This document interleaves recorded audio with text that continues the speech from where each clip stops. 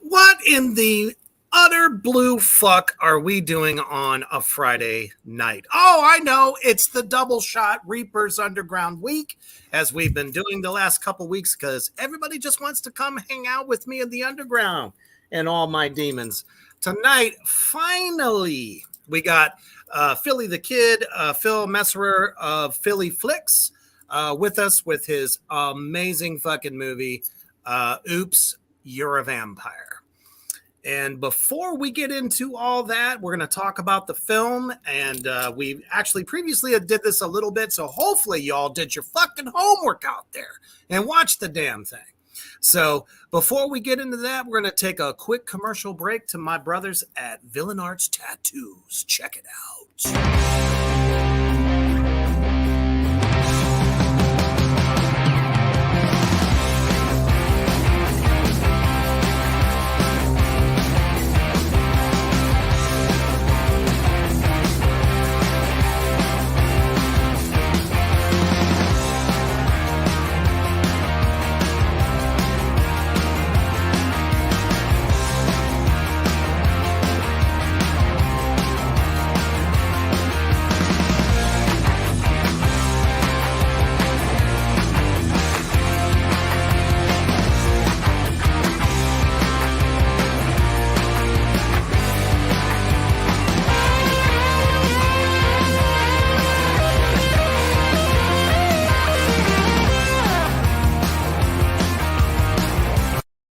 That's right. Villain Arts Tattoo Convention's the largest in the fucking world. Definitely be able to catch me and my Dark Queen Mischief this month. In fact, July 21st through the 23rd in Denver. Come down, hang out with us, see the show, get a tattoo, get something signed by us. It'll be a blast. All right. Kyler, welcome to the show. Good to see you out there, brother. Kyler says, as a matter of fact, I had to watch it twice. So that's the dedication that my viewers on Reapers Underground and Black Flame World actually listen to me. So that's a miracle. How are you doing tonight, brother? I'm great, man. Thank you so much for having me. Absolutely. When I had saw that you had posted, I forget which group it was. And, I'm always looking for new films that have come out. And of course, it was a vampire film. I was like, well, shit, I got to check this out. And I was like, yeah, let's talk about it. Let's get you on the show. So how did Phillyflix start for you? Or did you start mostly as a writer first or an editor? How did I start? Well, I guess I started as a writer. I have a degree in creative writing. So in college, I started doing a lot of video production and video editing. So I have a video editing background. I've done a lot of editing and documentaries and stuff. I got flown out to Asia, to South Korea, to do a couple of documentaries over there. Wow. And yeah, but I've always, written my own stuff. I was an aspiring filmmaker. I always wanted to make my own films. One day, I had some kids moved into an apartment above me, and they were all college kids. One of them was a kid named Dustin Letty, and he was a film student. And this is back in New York, and so. I was kind of excited to chat with him because I wanted to make movies, but he was a young kid, 10 years younger than me. And for his class, he had to produce a short film, and I helped him out with it. And as we were working on it, I was kind of like inspired. I was like, you know what, you know, I could do this. What isn't there? What is it about this that I cannot do? You know, and yeah, I mean, there was a lot, and I had to figure that out by myself. I kind of bit off a lot more than I could chew in that first film, but I was inspired, and I took a crack at it. About 3 years later, I finally had a film in the can. But yeah, it was to produce a short film for a couple of weekends is one thing. To make a feature film, I mean, there's certain ways you can do it. You can do it. You can set up a 10-day shoot and kind of like see what you can get, or if you're like me and a perfectionist, you're gonna do it right, and you're gonna do it one scene at a time, one location at a time, and not even think about what's coming, what's down the line, and just kind of put all your eggs in the shoot coming up, and you know, get it done, edit it slowly but surely, have it evolve over 3 years. I mean, that's how I did it. I've done it a couple of times now, so yeah, it takes a couple of years, and it's one method. So yeah. It's not a bad way of going about it because, there's some indie films that come out and you can tell that they just hammered that shit out almost guerrilla style. Because you see a lot of them occasionally, like on Tubi or something like that. You're like, what the hell is this thing? But then there are certain films, certain, production companies that really kind of take their time, choose their locations wisely, make sure that they make good use of everything, and not overproduce it, I guess you would say, because you can definitely tell the quality, especially in indie horror, you know, from all different kinds of budgets. I mean, shit, I can remember when the first Terrifier came out, that shit didn't have all the bells and whistles the second one had, it's like, but it was so effective. And there are just moments that you just fucking laugh. I mean, that's what's great about indie horror anyway. There's a great comedy factor. And your film, Oops, You're a Vampire, just from the title alone, gives us a really good sense that there's moments that will be mostly funny and, but at the same token, there was a lot of hidden surprises, which we'll delve into that here shortly. I have to introduce my wife here, Little Demon. I helped rename the movie, by the way. Little Demon named the film Oops, You're a Vampire. So nothing wrong with that, honestly. It's very catchy. I was going to say something, but what were you going to say? I was going to say, excuse me, aren't you going to say that's my kudos for that? I just gave you kudos, Baba. Yeah, I know. I'm saying before. That's what I was thinking. That's why I said I was saying in my head. But anyways, yeah, we have a saying in the horror world that if you don't give the audience something to laugh at, they will find something. So it's better them laughing with you than laughing at you, especially when you're dealing with low budget stuff. I mean, and you have to kind of have camp in your back pocket. You know what I mean? And are you still there? Did we break up? Whew.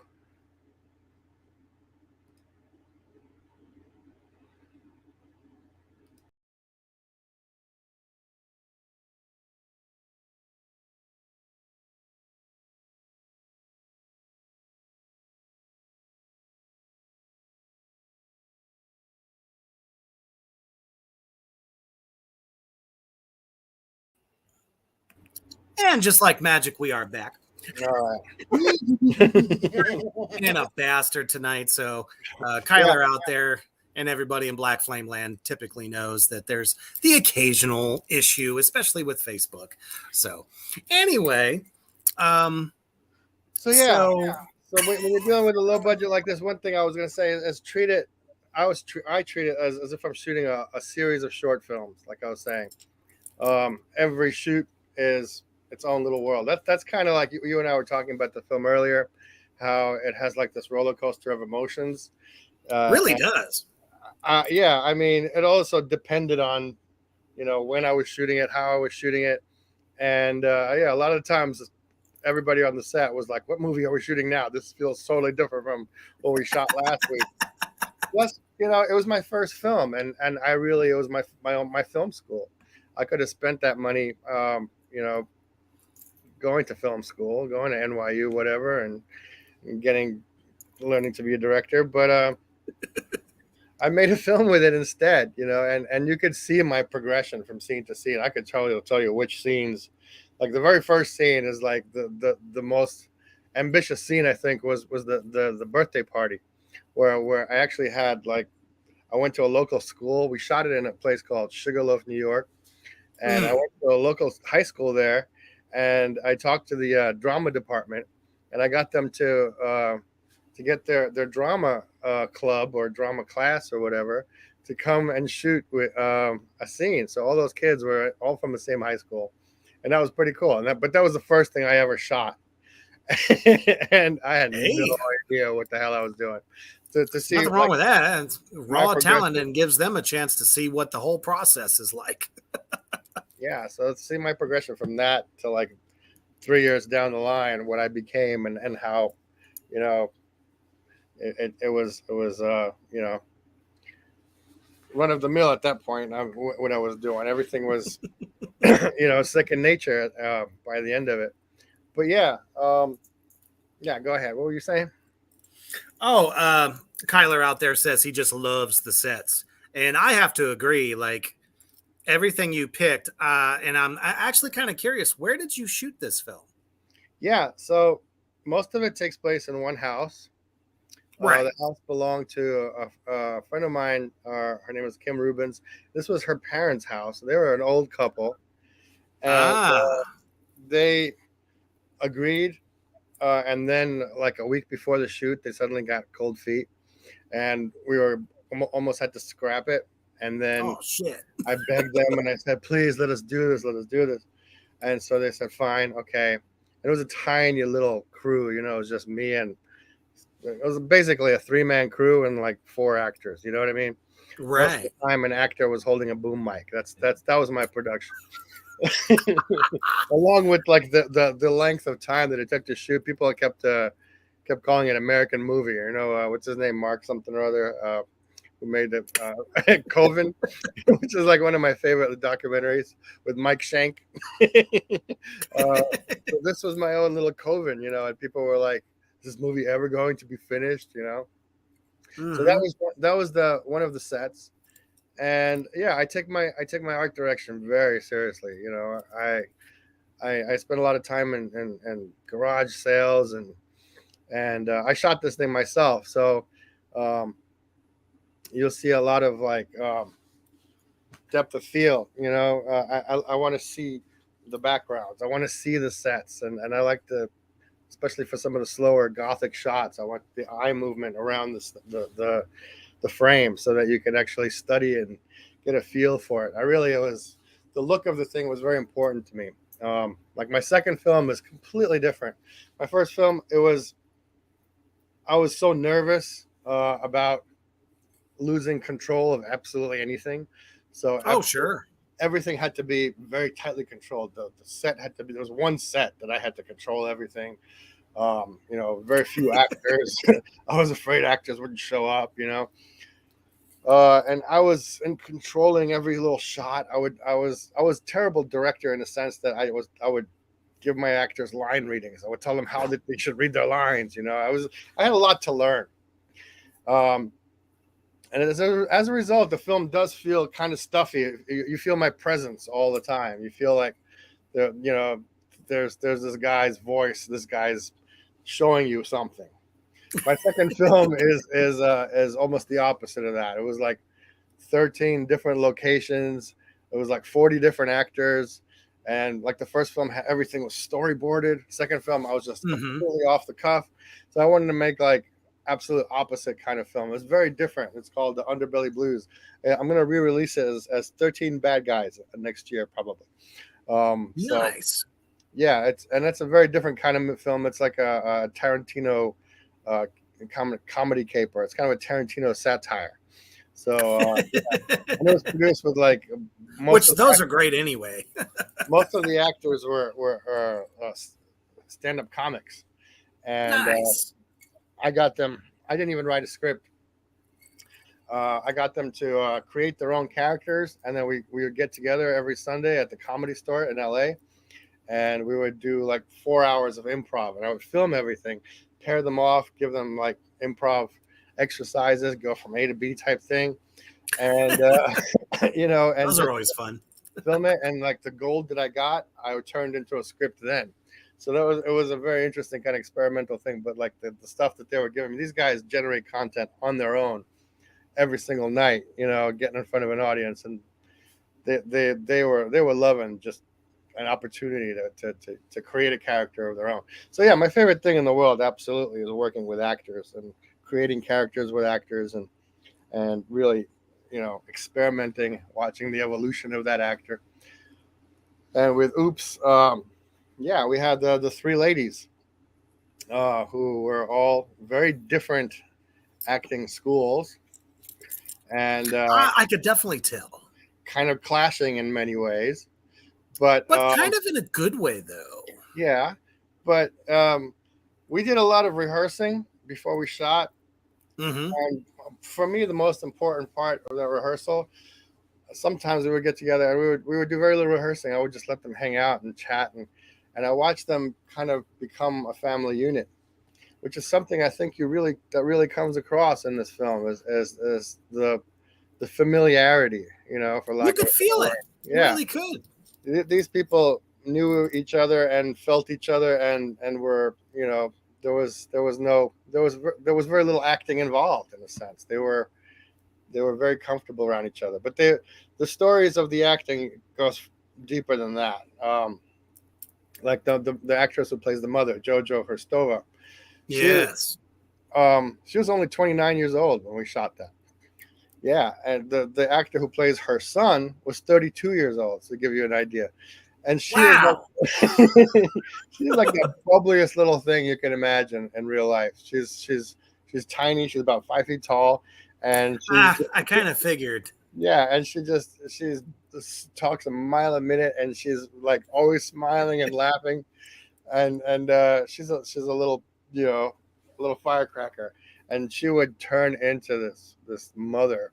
It would every single night. I mean, it was a transformation to watch Seemed her like it. come into the set, and there was a lot of makeup involved. Sure. Randall Letty, the brother of the filmmaker kid Mm-hmm. who inspired me in the first place, he became kind of like my Mike Schenk. He did almost everything that I couldn't do, from the storyboards to music to you know, set construction. He was building a casket for me, and every single night before we shot, 2 hours makeup for mom, and 2 hours, 3 or 4 hours sometimes, depending on if it was a full body thing for Helen the vampire. I mean, it was transformations then, and he really took his time, and I let him take his time, and the makeup is something that's very, very special in this film. Absolutely. But yeah, It comes across. mm-hmm. So yeah, that was you know, and Helen, the other actress, Helen, the vampire girl. I mean, I didn't really know what to expect from her, because she never brought it like that in rehearsals. You know, she would kind of like, you know, read her lines and whatever. I was like, okay, she's cute, she's blonde, she's, you know, she works as a scream queen, but I really need to see it. And oh my god, as soon as I took the camera on her and I yelled action, something happened, you know. And Sometimes I think it's like the pressure.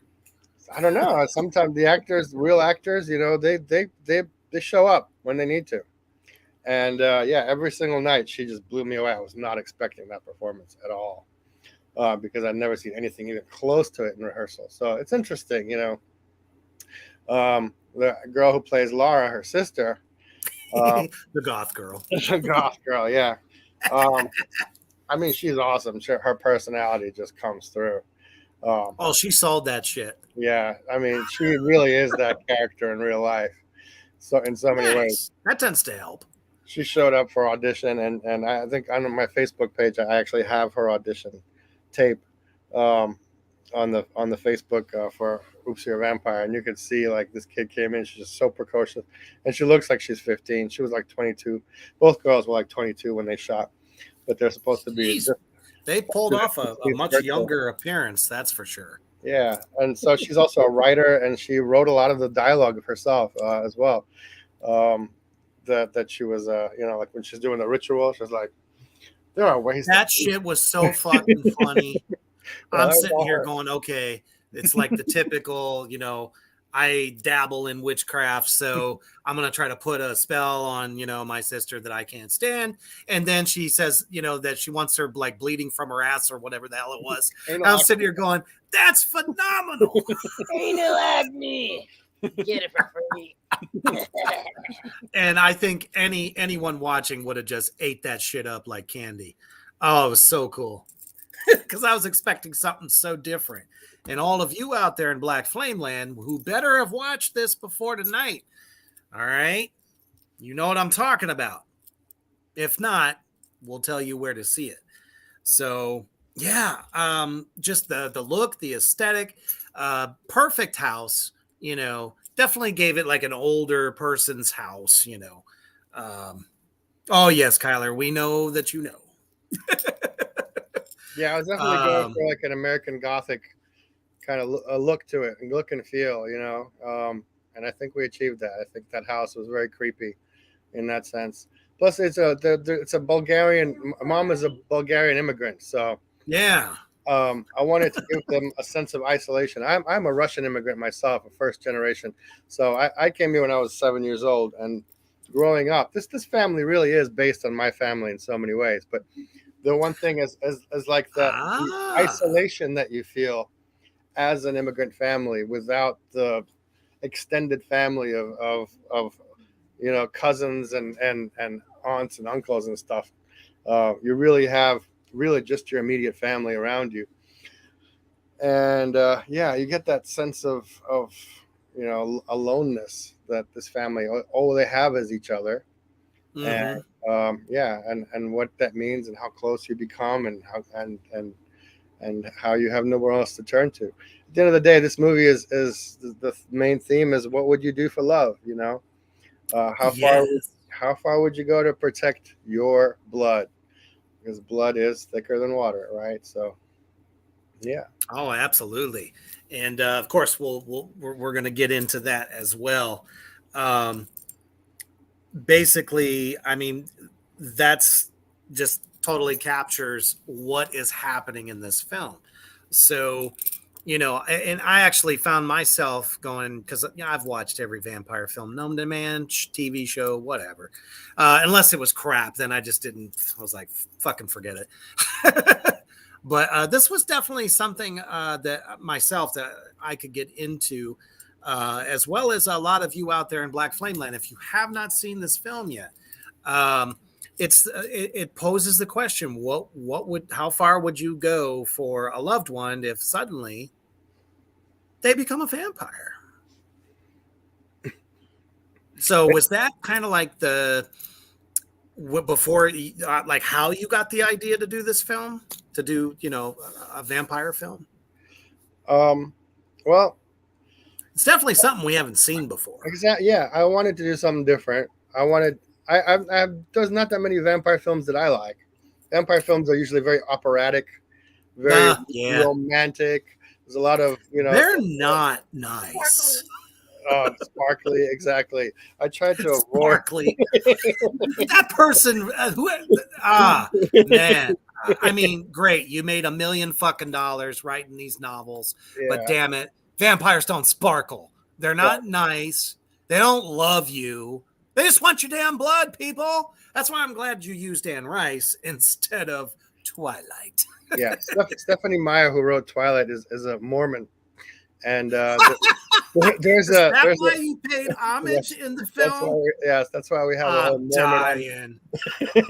And I don't know if you know this, but the Mormon abstinence is their big thing, and so Edward, the vampire, if he gets too excited, he has to, he might kill her, and so they're not allowed to have sex, and that's the whole Mormon element of it. You know what I mean? Yeah. In Twilight.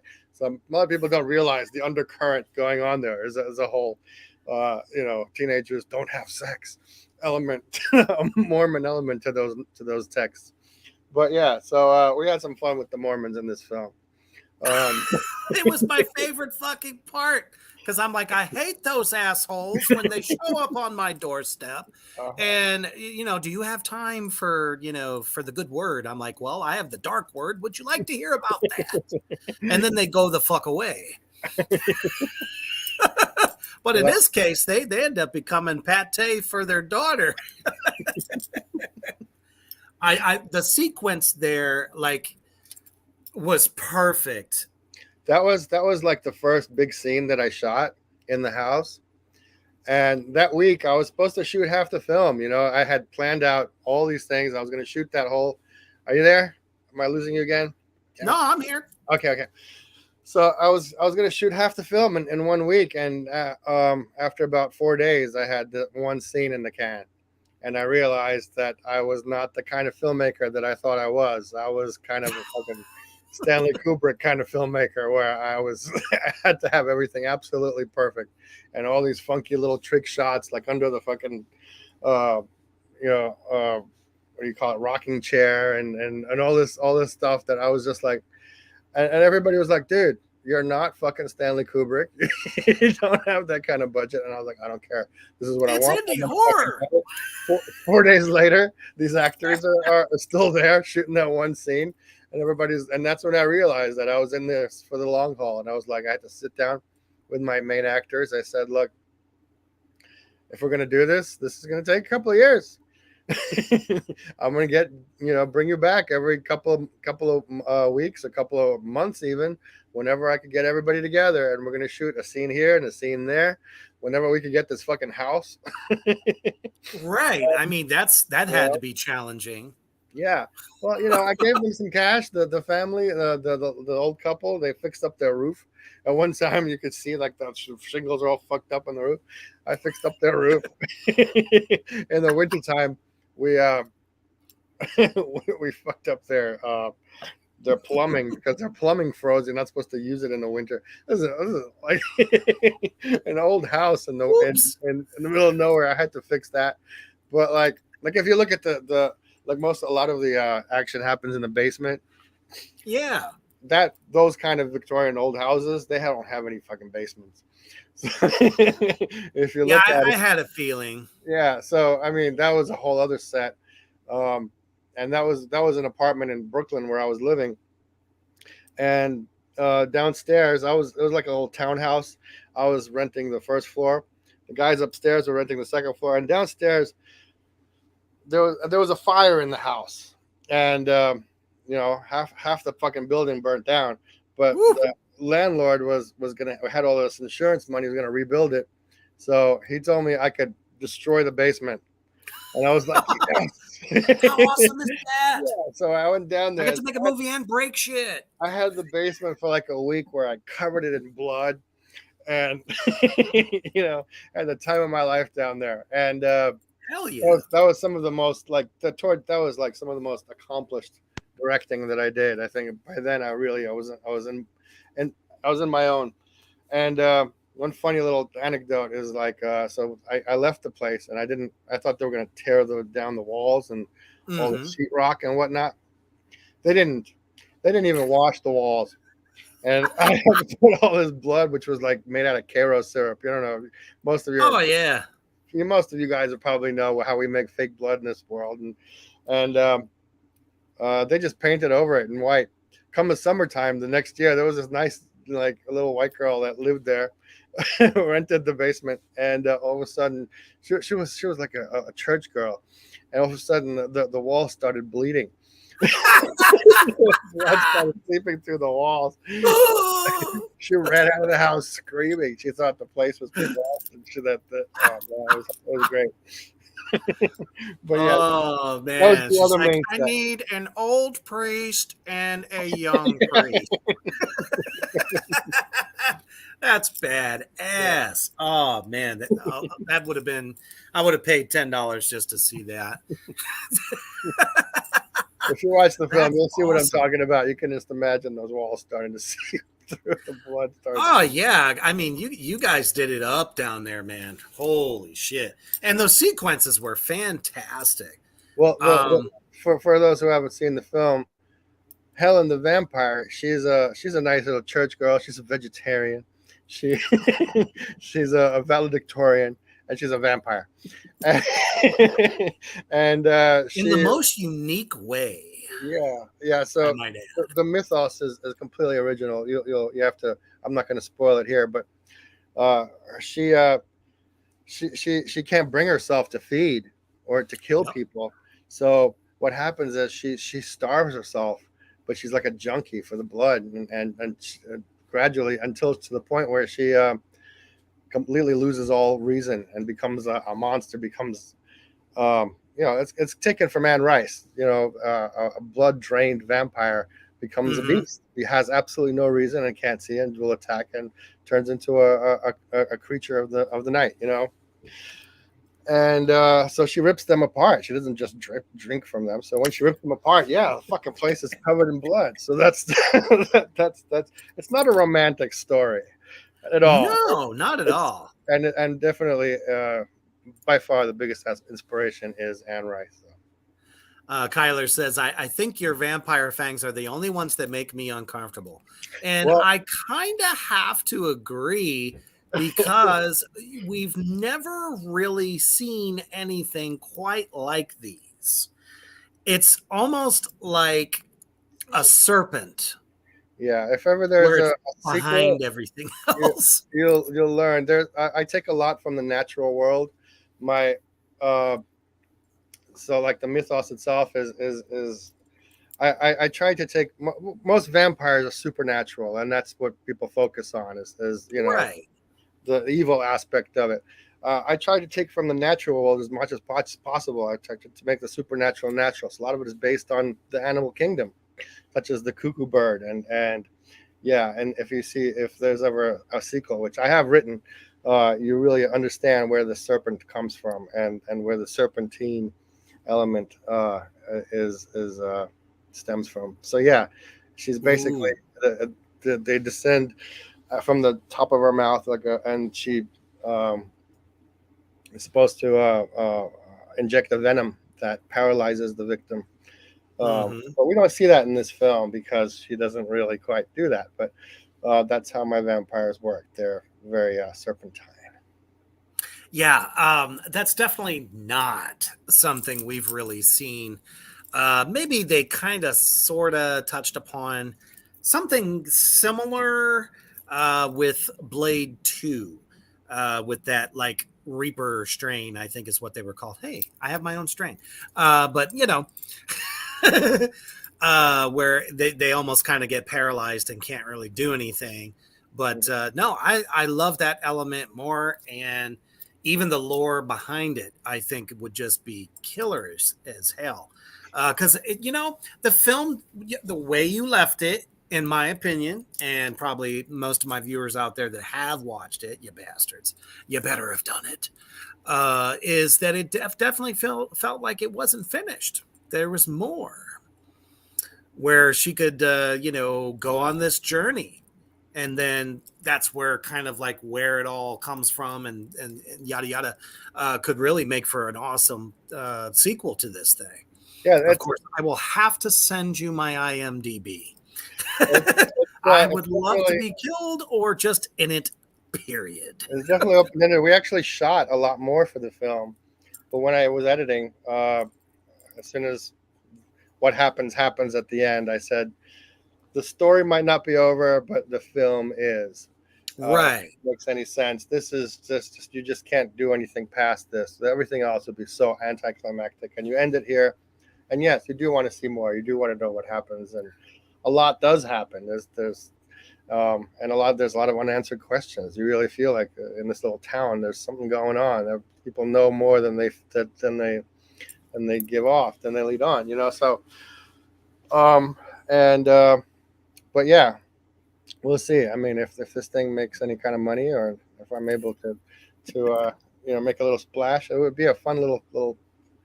I would love to do a trilogy, even if it's not with the same actors, the same characters, just kind of like Oh, sure. go along the myth and kind of explain a little bit more because there's so much more I want to talk about. Yeah. What was I going to say? And rice. That we were talking about, like, in terms of originality and what inspired me. And I've never been a huge fan of vampire films because of the fact that they're so, I don't know, one dimensional usually. Uh, And the wrong way. yeah, it's just, I mean, there's a few that really, you know, get to you, but most of them are just, I don't know, they just seem like the same film over and over again. And Absolutely. and I really wanted it to be realistic. I like movies that, especially horror, that it feels like it might happen to you on the way home from the theater. You know what I mean? Yeah. And Because I'm sure a lot of people felt like with Interview, when that came out, with Tom Cruise and Brad Pitt, like nobody felt like that was human. It didn't feel very human because, you're thrust into this underworld. How's that any different from the Underworld series or the Blade series? Like you said, it's like recidivism. It's just constantly popping out the same ideals. But this, to me, felt more human, and that's what makes it cooler. yeah, That's interesting. Kyler says 30 Days of Night should be point all vampires should consider. Um, Kind of, because you don't know exactly where they came from or why. I love Ben Foster in that film. He's the first vampire, the one in jail. That's the So cool. first time I ever noticed Ben Foster. He's been one of my favorite actors ever since. But one thing I wanted to say about the ending of my film, once again, if you watch Midnight Mass, which is one of my favorite recent vampire narratives on Netflix, have you seen it? No. Oh, check it out, Midnight Mass. It's absolutely brilliant, and I am pretty sure at the end of that film there's an homage to "Oops, You're a Vampire." You tell me if you think it's a little bit too close to be a coincidence, like the last 10 minutes of the film compared to the last 10 minutes of my film. So yeah, check it out. Interesting. And that's actually one of the things that I was going to bring up about, where indie film can go streaming wise. And I personally feel that if your film was on Netflix, because that's how I found Terrifier, that's how I found a couple of other films, I was just like, whoa, god damn it, Last Shift. That shit was insane. Fucking Tubi, guys. Tubi has so much good shit on it. It does. Oh my god. Tubi as well. So many great indie films on Tubi. You will discover so much. So you just have to look for it, give everything a try, and really, guys, support indie film because, look, the horror community. I mean, nobody supports indie film like we do because all of our fucking classics are indie, man. We from Evil Dead to Texas Chainsaw, even to Halloween. Yeah, Halloween was pretty modest as well as far as budget. Was a tiny little budget, Yeah, I don't think they ever thought it was going to go anywhere. Every one of the films that inspires us, even like the zombie genre, which is one of my favorite genres. I'm an old school zombie guy. I'm Evil Dead, fucking Dead Alive kind of guy. Dead Alive.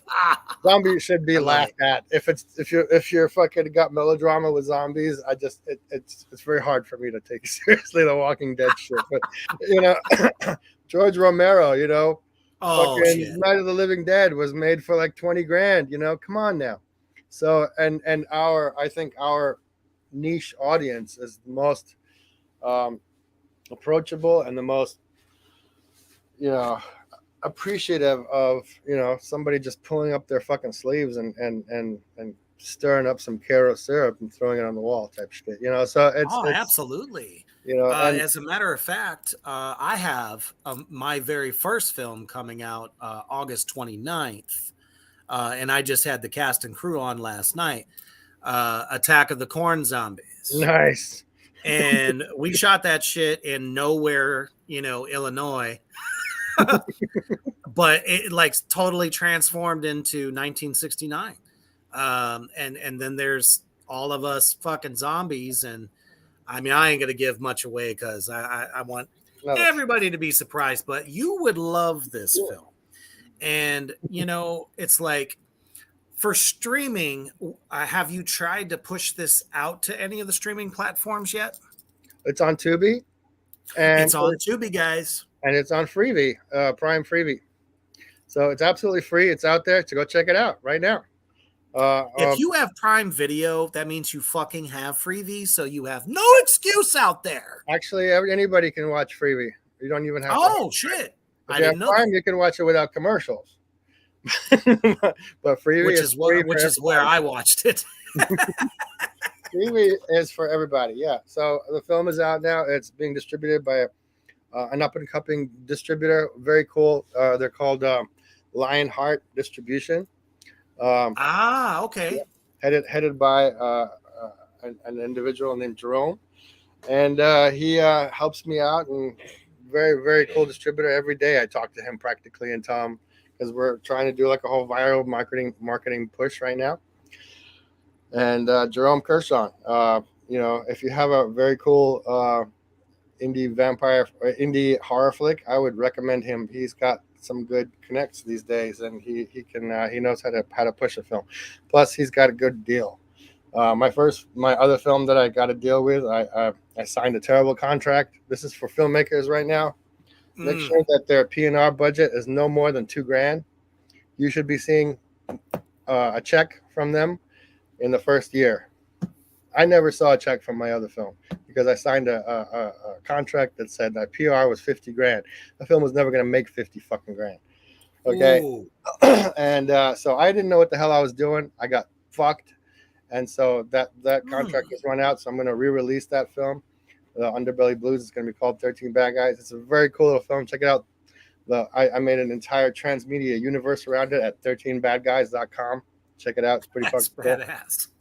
Yeah, I shot a lot of like extra footage. I created a whole fake news channel that was covering all the events in that film. Really, it's funny stuff. Yeah. So yeah, I do comedy basically, and a lot of dark comedy, twisted comedy. Who the fuck doesn't love that? Yeah. So and I think I'm not a horror filmmaker per se, but I love horror, and most of my films will have horror elements in it. I like a good fucking story, and to me that should come first and foremost. In the horror, a lot of horror filmmakers, they think that they have the good special effects, and that excuses them from having a good story, and that's not cool. We're filmmakers first and foremost. We're horror filmmakers second. So make sure that you have a story to tell. And I think one of the hidden blessings of having a no budget or a low budget or a micro budget is the fact that you have to rely on characters and story, because you don't have the big glitzy glam fucking blockbuster special effects. You know what I mean?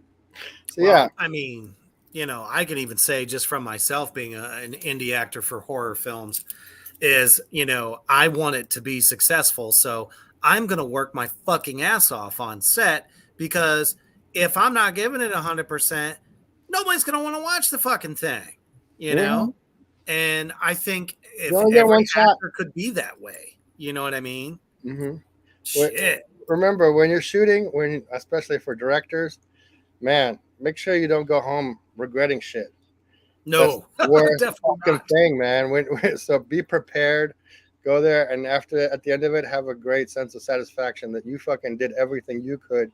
Everything else will take care of itself. Make sure that it's like the alcoholics say, give me the serenity to accept the things I cannot change, but also give me the courage to change the things that I can. So courage and the wisdom to know the difference. So yeah, I mean, that goes for everything in life, not just alcoholism, but very, very much so for filmmaking. I totally believe that. So let's cut to the trailer. We're going to take a look at it here for everybody out there in Black Flame Land. Even if you've already watched it, I don't give a fuck. We're going to show it again. All right, let me get the present here. 1 second. Hello, there you are. All right. We're going to share this bad boy right now.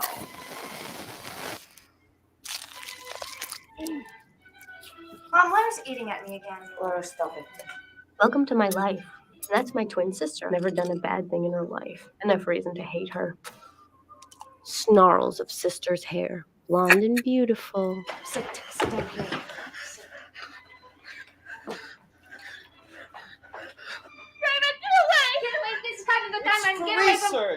She'll be fine. Just a little loss of blood. All she needs is a cheeseburger. She's a vegetarian. Of course you are. Laura, I'm sorry. For what? Not trying harder to be your friend. Helen, stop it. No, Helen, no, Helen. I've done some tests on Helen's blood, and I think I know how she died.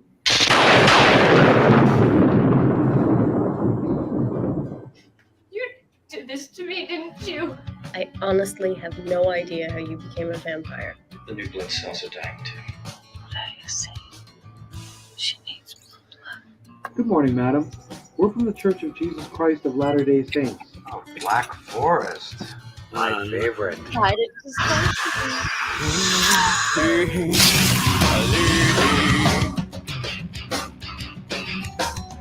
Zoning on rocks, slithering around, divorced from everything, while my ice cold tears roll through.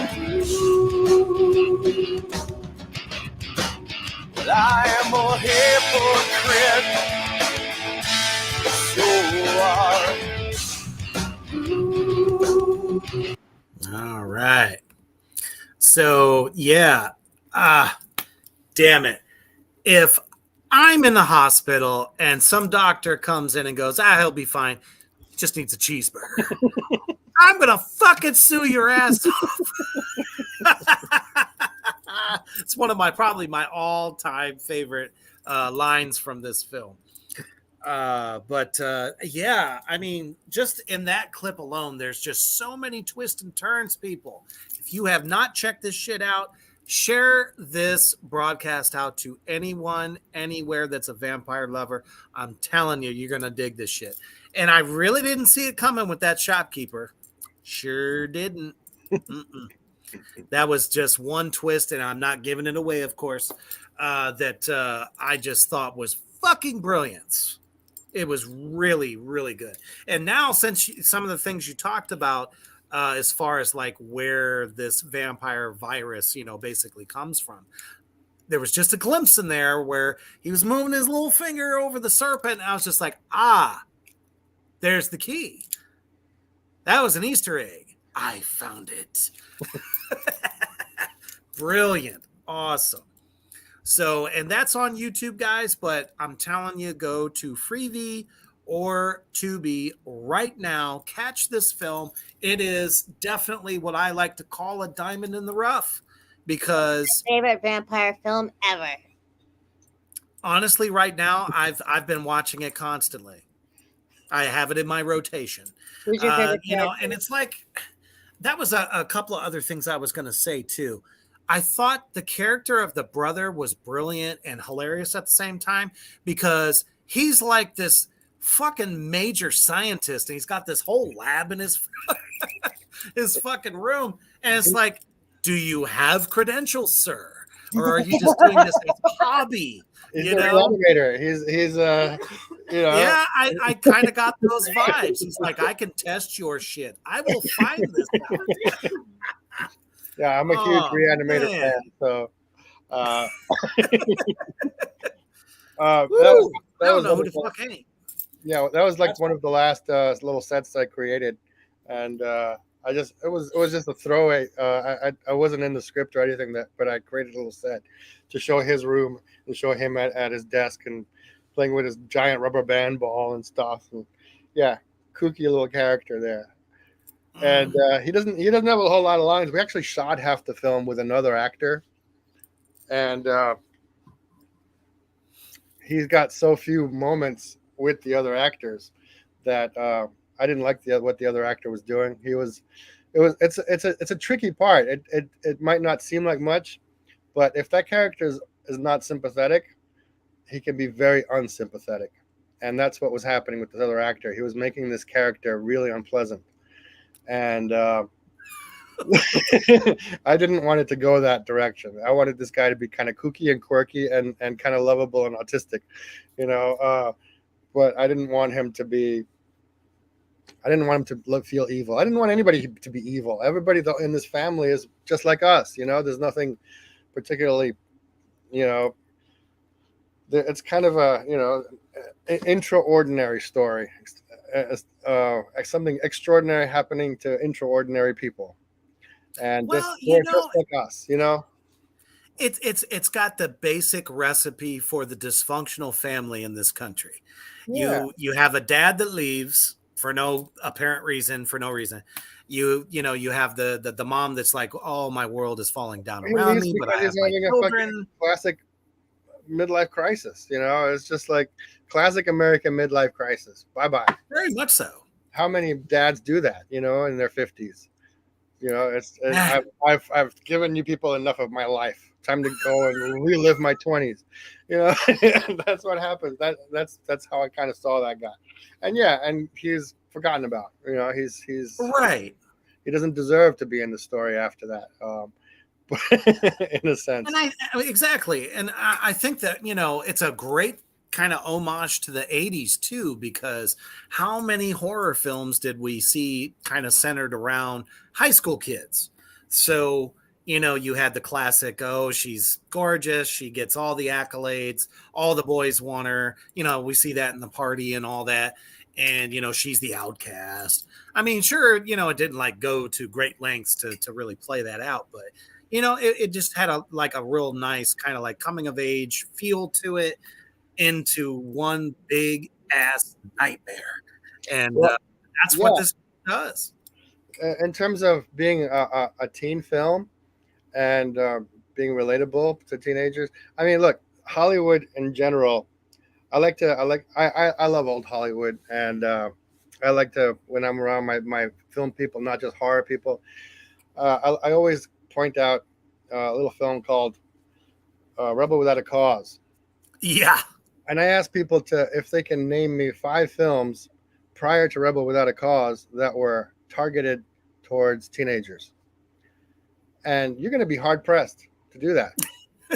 For sure. It's going to be tough. It was all for adults. All for adults. It's a film noir thing, and it was the great movies being made, but none of them targeted at kids. That film changed everything. Then the second part of that question is, can you name me 5 films that were released last year that were not targeted at teenagers? And to show what that film really did to our society. Rebel Without a Cause. That's the turning point in our cultural history.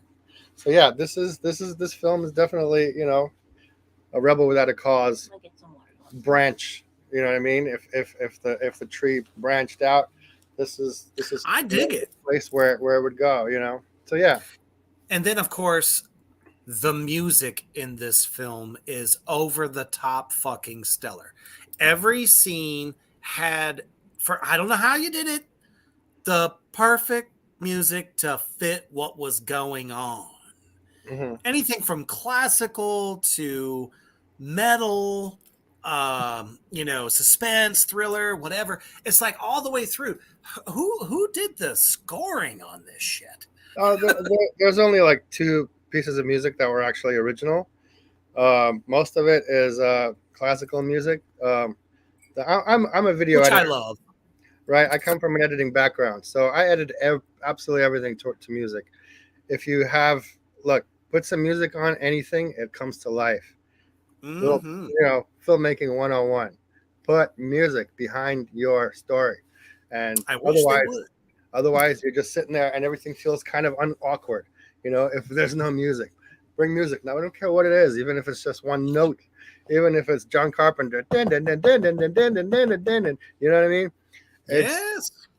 You need that. You need something to drive it, and it needs to have its own kind of feel, its own theme, and its own vibe. I don't know, but yeah, I love classical music. My father was a classical pianist, and some of that music is actually him playing the piano. Wow, old Beethoven stuff. that is Yeah, fantastic. people think of Beethoven, they think of the symphonies. I'm a biggest fan of his sonatas on the piano. I use a couple of them there. One especially when the Nosebleed, another one for the Mormon scene. Yeah, and everything is cut to the music. Brilliant. To the point where, like, you have little moments. But so yeah, I'm an editor, and you can see, I think, the editing background and how everything is perfectly positioned with every beat of the song. So yeah, I'm very proud of my editing, and I take a lot of time doing that.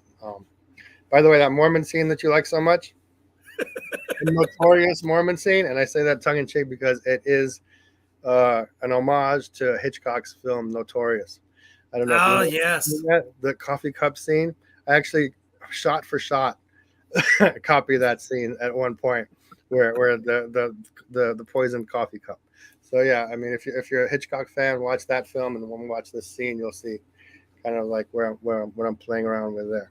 But yeah, and aside from that, it's a pretty cool little goth soundtrack with some local goth bands, and finally that incredible lullaby song at the end there, created by Liz Leisinger. She was actually the sound mixer on the film, so, and the sound recordist. When we could afford one, when we could get one in there. Most of the time, straight up, look, the sound was going from the boom into the camera. And this is about as low budget as you could get. And one thing I try to instill in people is, look, anybody can do this. I was inspired by some film students, and look, it's hard work. Believe me, it's going to take it out of you, but it's possible. Everything is possible. And everything that I do in this film, most of the music is like free music on the internet. A lot of that stuff is like from incompetech.com. Check it out. They have free music that you can use. There's one guy. If you look at my credits, 90% of my credits is just songs from that one place. But yeah, like, look, my latest little project that I just made, I call it Two Guys and a Phone Production, because literally it was me and one other actor and my iPhone, and we shot a feature film doing that. That's where we're at right now. All you need is some fucking talent and a cell phone, and some ambition, and you can make it happen. Anybody can make it happen. Excuse me, are you serious? Come on.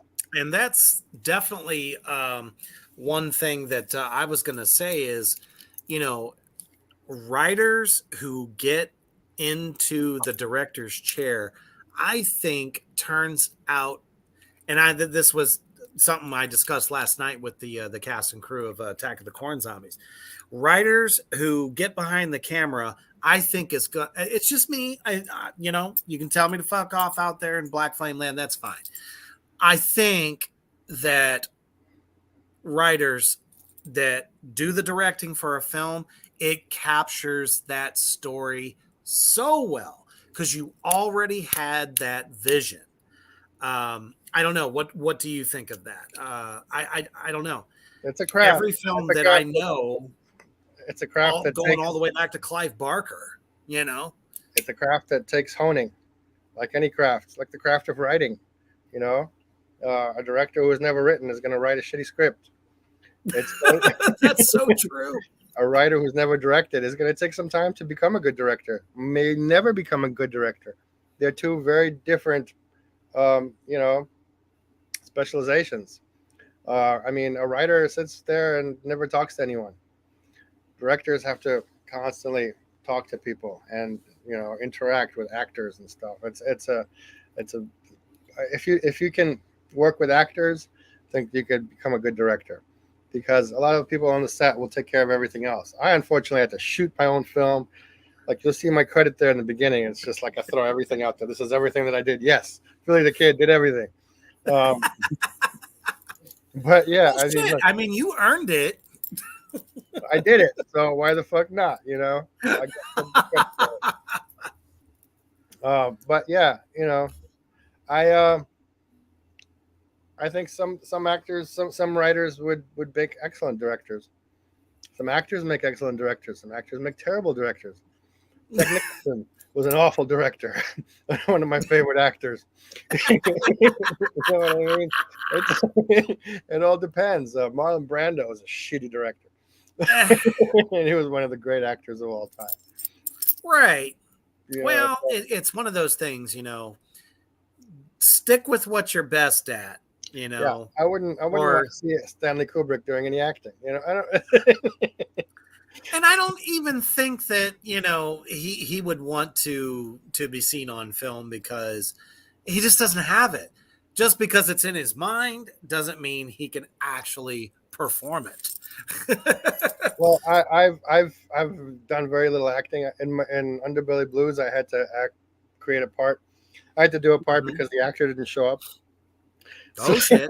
I had to play a character called the No, who was actually a blind African American street musician, homeless guy. Okay. And I had to pull this off at the spur of the moment because the actor didn't show up. But yeah, I mean, look, that's not what I want to do, you know. And he did the best part of that character. He was my favorite character. He made me laugh the hardest. He's like, this blind man, he can't dress himself. He's wearing loud colors. That's okay, because he can't see. He can't dress himself right. At least he's doing some. Oh, shit. Yeah, but that alone is worth the price of admission. Hey, man, you do what you got to do. The show must Sure. go on, right? And yeah, I've some of the things, some of the stories we have in the indie film world, you know, are pretty cool. So yeah, I mean, would you say that you would almost prefer, actors that are kind of like just fresh out the box? Doesn't necessarily mean that they had this training, because I mean, there are actors that have training that suck.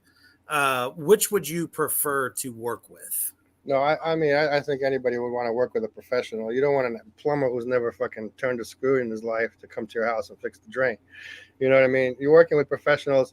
You want people who come who've done it before, who are you know, who are dedicated to their craft. You're definitely going to get a better performance from a professional actor, or from somebody who's studied or who's dedicated some time to it. They deserve the part, you know. Yeah, Baba, like you. I've worked a few times with actors who have never worked before, and I've had to teach them how to act. Basically, it's not an easy thing to do in the middle of a set, you know, and it takes time, That's and, for sure.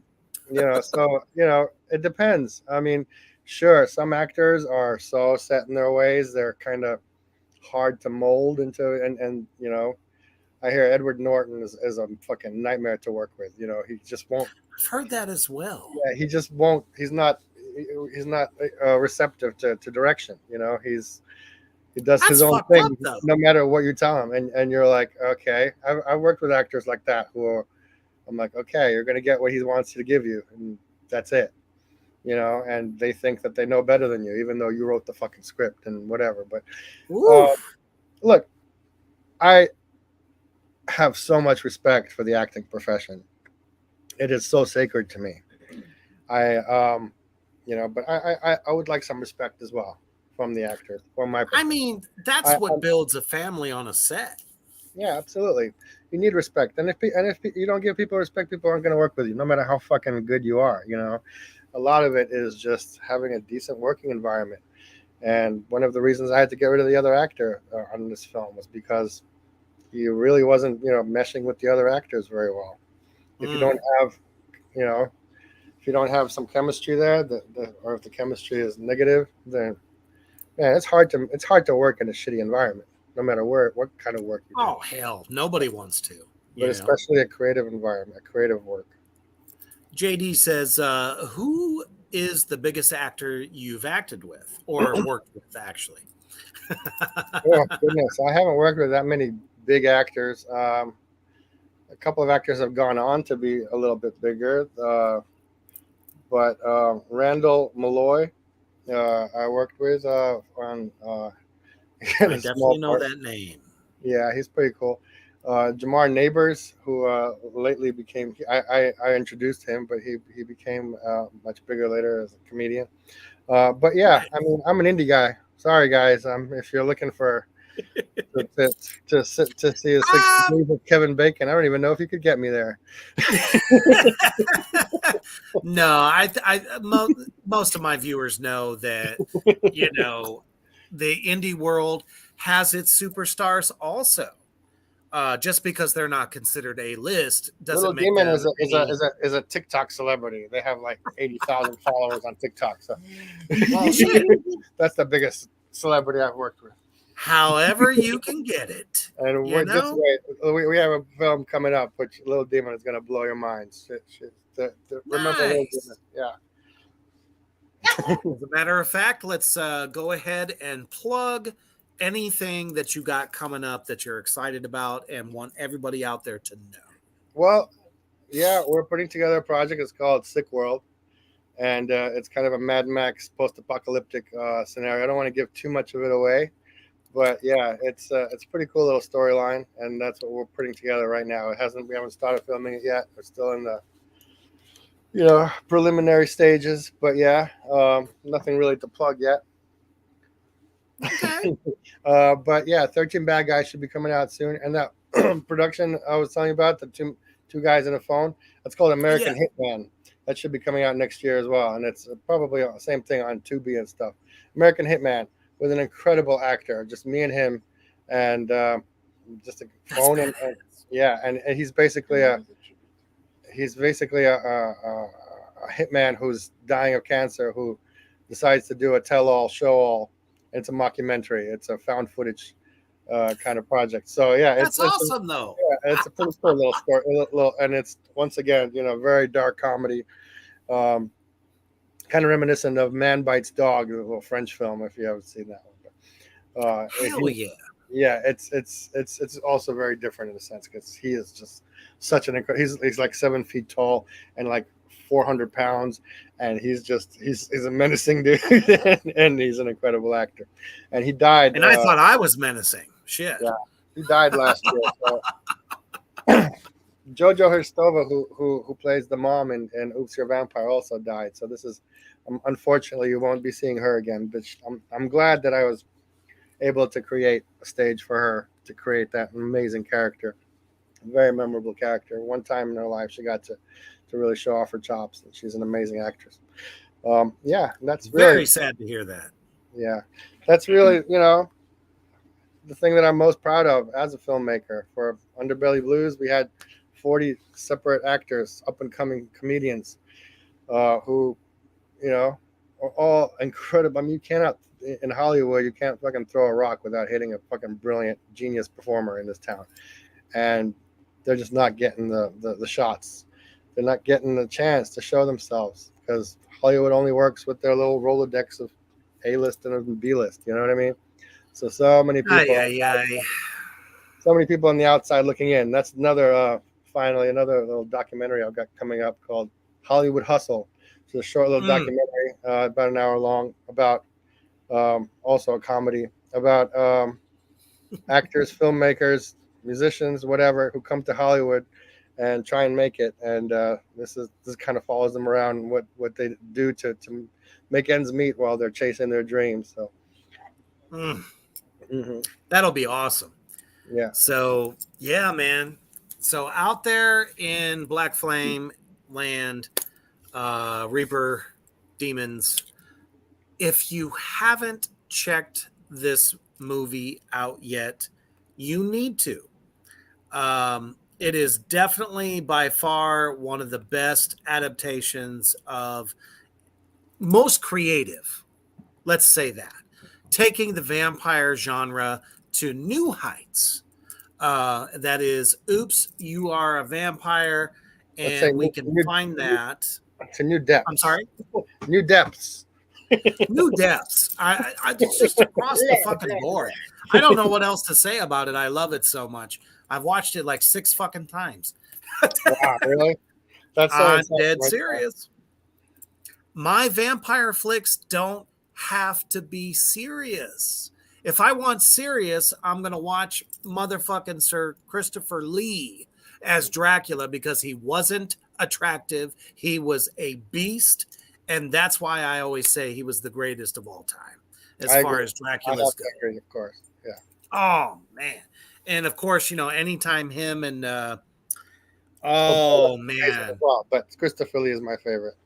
Oh, those Hammer films will always be my favorite. Always will be. You guys need to check this out on Freevee and Tubi. This is where you can find it. Please go watch it.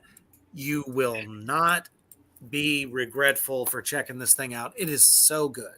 Thank you, everyone that showed up tonight out there in the comment section. Appreciate y'all so fucking much. Share this shit out. Everyone needs to check out your films. Thank you, Philly, for being with us tonight.